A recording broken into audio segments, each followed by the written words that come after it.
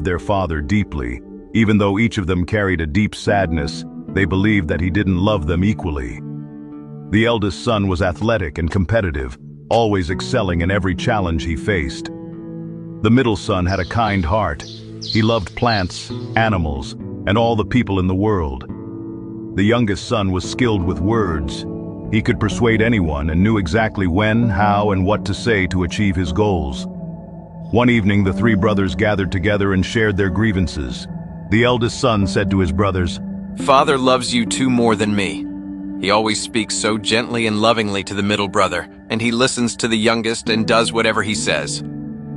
The middle son responded, "No, Father loves you two more.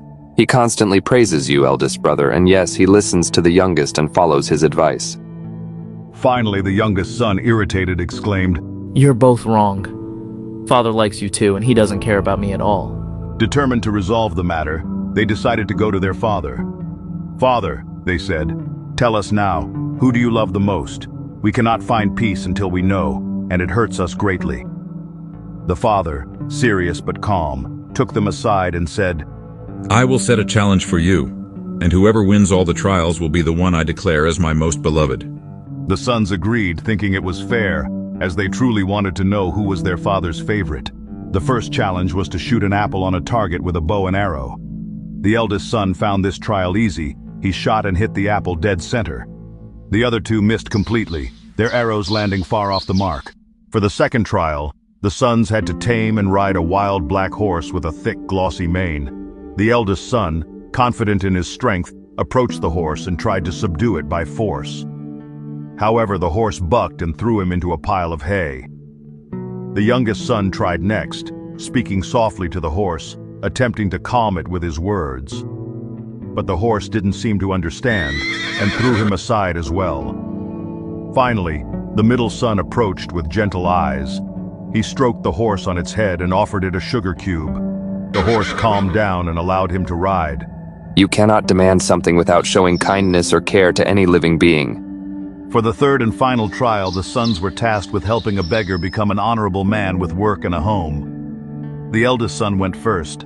He walked straight to the beggar and said sternly, "You! Go find a job instead of begging on the streets." Frightened, the beggar moved to another spot, but did not change his ways.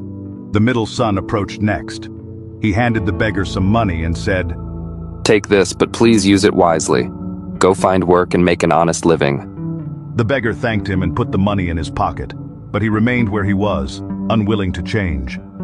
Finally, the youngest son sat down beside the beggar and spoke to him. Let me tell you a story about how life can change if you take the first step. Moved by his words, the beggar stood up, went home, cleaned himself up, and began a new, honest life. When all the trials were complete, the brothers were confused. Each had clearly won one trial. The father gathered them and spoke slowly and wisely.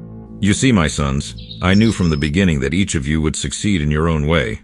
The eldest is strong and determined, the middle is kind and compassionate, and the youngest is wise and persuasive. I love you all equally, though I show it differently because you are different.